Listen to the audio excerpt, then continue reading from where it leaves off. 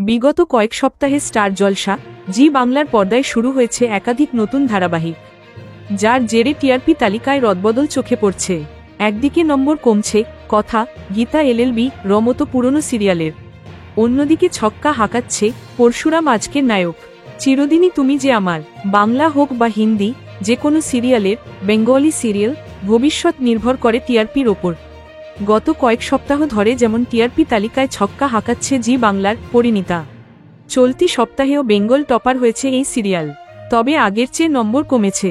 উদয় ঈশানীর ধারাবাহিকের প্রাপ্ত পয়েন্ট 7.0। দ্বিতীয় স্থানেও রয়েছে জি বাংলার দুটি সিরিয়ালের নাম।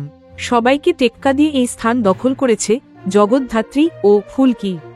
2 মেগারই ঝুলিতে 6-8। 3 নম্বরে রয়েছে স্টার জলসার নতুন মেগা পরশুরাম আজকের নায়ক। পরিণীতাকে হারিয়ে এখনও স্লট লিডার হতে না পারলেও ইতিমধ্যেই চ্যানেল টপার হয়ে গিয়েছে এই ধারাবাহিক। চতুর্থ স্থানে রয়েছে রাঙামাটি তীরন্দাজ, রাঙামাটি টেরেন্ডাজ। এই সিরিয়াল রেটিং 6.3। অন্যদিকে টিআরপি তালিকার সেরা 5 ধারাবাহিকের মধ্যে স্থান করে নিয়েছে জিতু দিতপ্রিয়ার চিরদিনই তুমি যে আমার, চিরদিনই তুমি যে আমার। ভিন্ন স্বাদের এই মেগা পেয়েছে 6.0।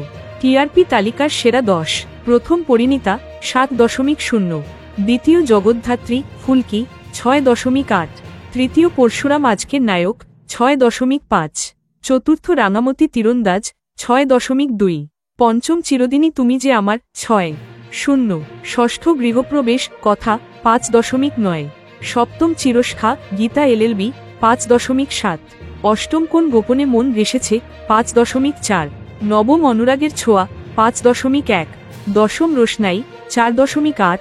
অন্যদিকে সিরিয়াল ছেড়ে ননফিকশন শোয়ের কথা বলা হলে দিদি নম্বর 1 সানডে ধামাকা পর্ব পেয়েছে 4.9। বাকি সপ্তাহে এই শোয়ের রেটিং টিআরপি 1.6। অন্যদিকে ডান্স বাংলা ডান্স এর পয়েন্ট 4.6।